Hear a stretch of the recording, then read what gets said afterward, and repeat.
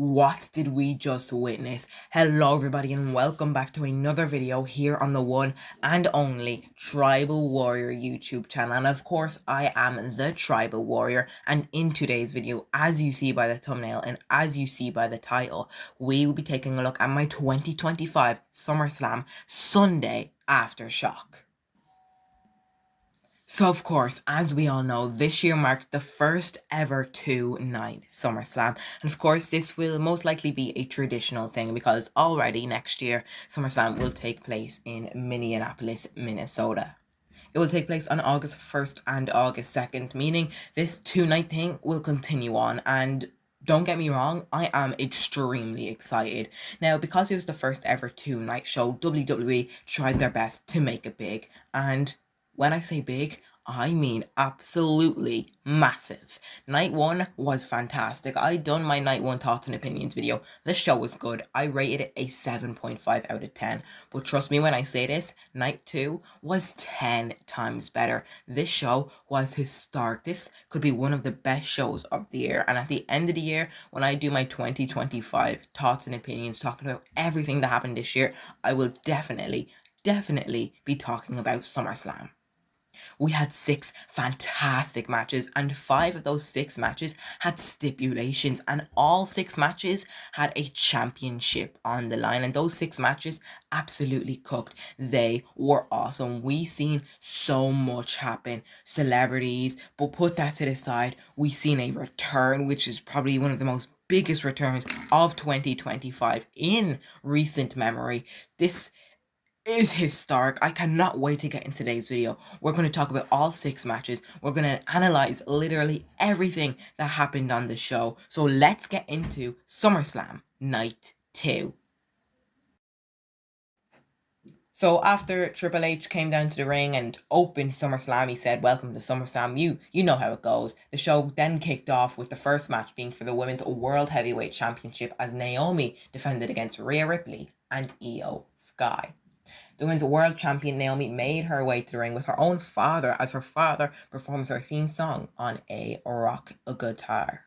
Things then kicked off when Naomi bit the finger of Rhea, sending her to the outside of the ring.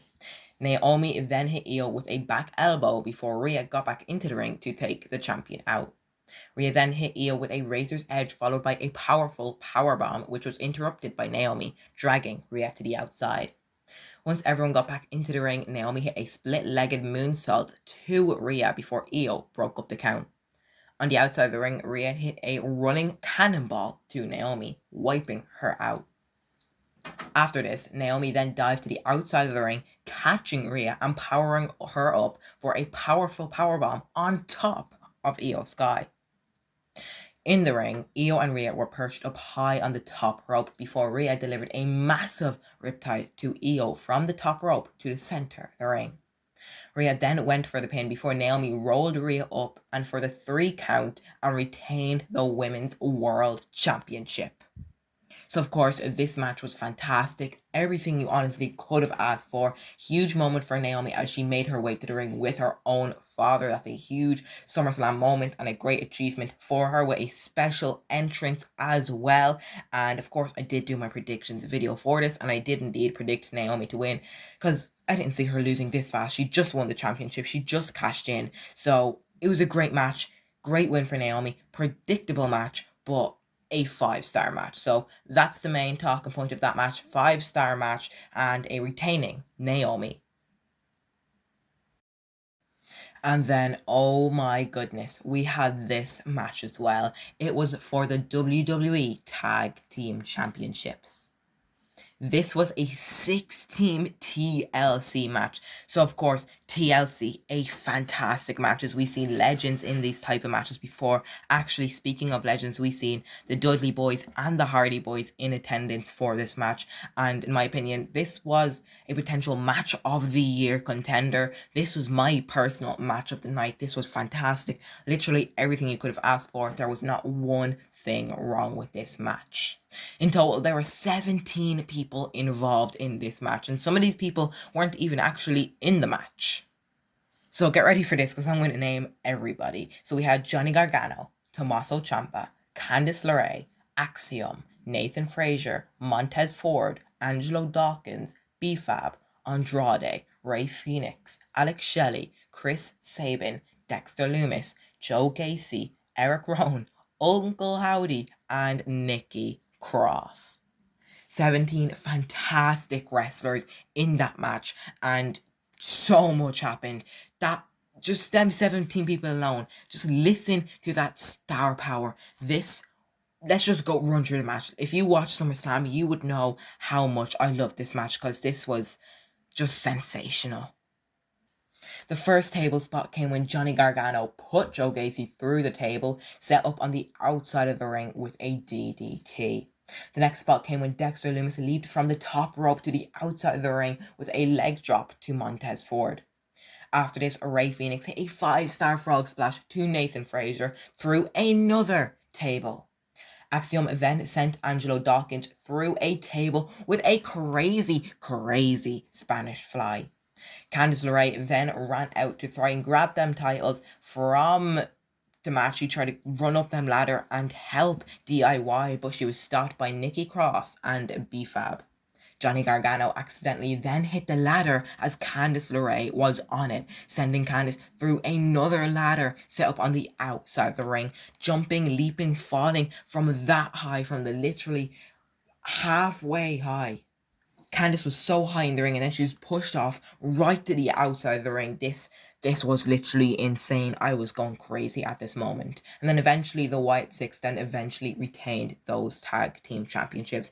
And that was only a little bit I mentioned. There was so much more. There were stacked tables, there was chairs, there was literally every weapon you can think of. Anything under that WWE ring was involved in this match. And so far this year, there have been so many good matches, including Roman Reigns versus Seth Rollins versus CM Punk at WrestleMania.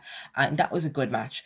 But I didn't really put that as a 5-star match. There was a lot of good moments in it, but there's 3 matches that I think are match of the year contenders so far. And them 3 matches are Sami Zayn versus Kevin Owens at 2025 WWE Elimination Chamber on March 1st, Chad Gable versus El Higo del Vikingo at Worlds Collide on June 7th, and the match we just witnessed, a 16 TLC match at Night 2 of SummerSlam on August 3rd, 2025. This match was complete chaos, and I actually did predict Wyatt Six to win, so I did get that match correct. But other than that, I can't explain how much this match was fire. It was sensational. It was awesome. 6 fantastic teams: DIY, Fraxium, the Street Profits, the Wyatt Six, Ray Phoenix and Andrade, and the Motor City Machine Guns. Congratulations to all of those teams for entertaining literally everybody. The next match was then for the Women's Intercontinental Championship between Irish Woman versus Irish Woman in Becky Lynch, defending her title against Lyra Valkyria. Before the match started, Becky Lynch debuted a new theme song. I think it's alright. I do think that her original theme song, Celtic Invasion, I think it's called, will always be her best theme song. That theme song was definitely better than the new one she debuted, but the new theme song isn't the worst theme song you could have gave her, so thank God it's not Def Rebel. But when the match actually kicked off, things started when Becky had a kendo stick and Lyra had a crowbar, which instantly broke that kendo stick.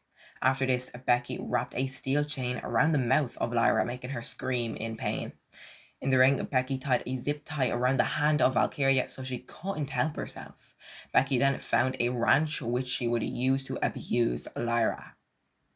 Bayley then came to the aid of Lyra, saving her and starting a fight with Lynch. Becky then tried to fight back and get back onto her feet as Lyra came flying from the top of the world, a huge leg drop. So she leaped from the top of the rope. We didn't see this, but this is what happened. So the camera was on Lyra, it was on Becky, and then out of nowhere, Lyra just popped into the shot and absolutely drove Becky through a table. And this was anything goes, meaning there was no disqualifications. After both women got back to their feet, Bayley accidentally punched Lyra, setting up for Becky's manhandle slam to get the win. So, of course, another 5-star match. Huge congratulations to Becky and Lyra on this fantastic match. I think this will end their rivalry. I don't know if it will start a rivalry between Lyra and Bailey. No clue, but there is rumors for Becky to start a rivalry with Nikki Bella. But everything was good. I predicted Becky to win. So yes, congratulations to myself on getting another match correct. With that being said, let's get on to our next match, which was a steel cage match. So the next match was for the United States Championship as Solo Sikoa defended against his own cousin, Jacob Fatu. The match started when both men traded super kicks. Solo then started to throw Jacob into the steel cage. After Jacob fought back, he delivered some running hip attacks to Solo. Fatu then gave Solo 2 huge moonsaults, but somehow Solo kicked out. Solo's MFT My Family Trees in Talatonga, Tongaloa and JC Mateo then came out before Jimmy Uso ran down to save Jacob. Solo then asked to open the door many times, but it failed every time. Talatonga then tied Jacob Fatu to the cage with handcuffs, but somehow the Samoan werewolf broke loose and went after Solo. Solo Sikoa eventually escaped the cage to retain his United States Championship. However, it wasn't over until Jacob said it was over. Jacob and Jimmy attacked JC Mateo and Tongaloa as Jacob delivered a massive moonsault from the top of the cage. So of course, I think the ending of the actual match was horrible. However, I like the way they saved it with that massive moonsault from the top of the cage. And out of all of SummerSlam this year, I think this might be my least favorite match, maybe of just night 2. But this match was definitely disappointing, but there was some good moments in this match, including that last minute huge moonsault from the top of the cage. So yes, I got this match incorrect because I thought Jacob was going to win, but unfortunately I was wrong and Solo Sikoa retained his championship. So the next match was for the Intercontinental Championship in the second last match as Dominic Mysterio defended against legend AJ Styles. So of course, Styles made a dramatic entrance in a lowrider wearing gear inspired by Eddie Guerrero, accompanied by his son. In a nod to Eddie, Dominic faked a chair shot and tried to trick the referee, only for AJ to outsmart him by pretending to be the victim himself, drawing a big crowd reaction. AJ controlled much of the match with signature moves like a Pele kick and a calf crusher, but Dominic stayed alive with well-timed counters, and ring awareness. Caught in the calf crusher, Dominic slipped off his boot to escape, then struck AJ with it while the referee was distracted. A dirty but effective move. A referee bump gave Dominic an opening for the low blow attempt, but Styles countered until Dom landed a surprise drop kick that set up the finish. Dominic then sealed the win with a frog splash after hitting the Three Amigos. So of course, this match was nothing special. As I mentioned at the start of the video, 5 of the matches had stipulations and 1 of them didn't, and that was the match. And it was honestly alright. It was good, it was entertaining, and there's nothing really wrong with it. At the end of the day, Dominic retaining, and I thought AJ was going to win, and obviously I was wrong. Out of all of SummerSlam, I got all my predictions correct except 2, and of course that was the match we just talked about, Jacob Fatu and Solo, and then the one we are on now in Dominic versus AJ. So yeah, match was actually alright. AJ lost. What is next for AJ? Is this his last SummerSlam? If it is, I just don't want it to be. He's such a legendary wrestler, but if it is, thank you, AJ. Dominic retaining his Intercontinental Championship. Then we had our main event for the WWE Championship. It was 17-time champion John Cena defending against the American Nightmare, Cody Rhodes.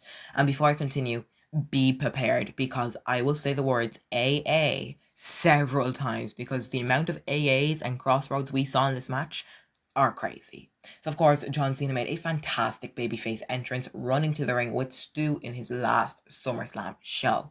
Moments after the street fight started, Cody Rhodes shocked the WWE Universe by delivering a pile driver to John Cena, a banned WWE move. Cena then sent Cody through the Spanish announce table with his AA finisher. Cody and John then brawled around MetLife Stadium before rising from the ramp in dramatic fashion. Cena then delivered an AA to Cody on the ramp before carrying him back to the ring.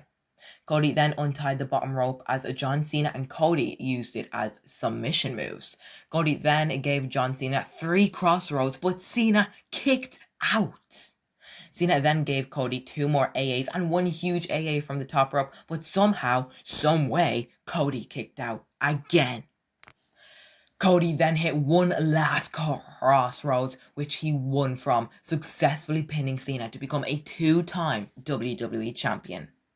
The match came to an end when Cena handed Cody the title and shaked his hand. So of course this match was a great match, a 5 out of 5 match, a 10-star match. There's only meant to be 5 stars in every match, but this one, 6 stars, 7 stars, 8 stars, 9 stars, 10 stars, 11 stars, 12. You can go on forever. This was such a good main event, such a good way to end SummerSlam, and I'm so happy it's not heel Cena, because at WrestleMania when they had their match in the main event, it was the slowest match ever. It was potentially the worst match of the year, and they delivered at SummerSlam. This is one of the best matches I've seen in recent memory at SummerSlam. Huge congratulations to Cody Rhodes on becoming a 2-time champion, which I did indeed predict. And then John was left in the ring, unfortunately, after the match. Poor John Cena. We're happy he's a babyface, but what is next for John Cena? We're all wondering, what is next for Cena? Where will he go after this? But then we got our answer. Oh my goodness. The Beast Incarnate returned. Brock Lesnar returns. Seconds after Cody left the ring, Cena stood in the middle of the ring, sad, confused, and lost, wondering what's next for him. As John Cena was about to leave the ring, Brock Lesnar's music hit, shocking the world in a shocking return. Cowboy Brock would eventually get into the ring and charge at John for John to eat a F5 from the returning Beast Incarnate. This was one of the most shocking returns I've seen ever. This was crazy. Brock Lesnar is back in the WWE. Welcome back, Brock. It was shocking. I went crazy. I almost went through my floor. I was jumping up and down. Of course, as you guys know, I'm in the UK, meaning I was watching this at like 3 a.m. in the morning, and I was jumping so loud. I was going crazy, probably waking up all of my neighbors. Brock Lesnar is back. Crazy SummerSlam event, guys. Let me know your thoughts and opinions on SummerSlam, because in my opinion, I loved it. And of course, when all the music went out and John was standing in the middle of the ring, I had a feeling. I didn't know who was coming out. I didn't know what was happening. Was it going to be The Rock? Was it going to be Brock? Brock came out. I was going crazy. Thanks guys so much for watching today's video. I rated SummerSlam Night 2 a 10 out of 10. It was that good. Let me know what you guys rated it out of 10. This was just shocking stuff. I'll see you guys in the next video. Comment down below your thoughts and opinions. And with that being said, remember to always, always stay tribal.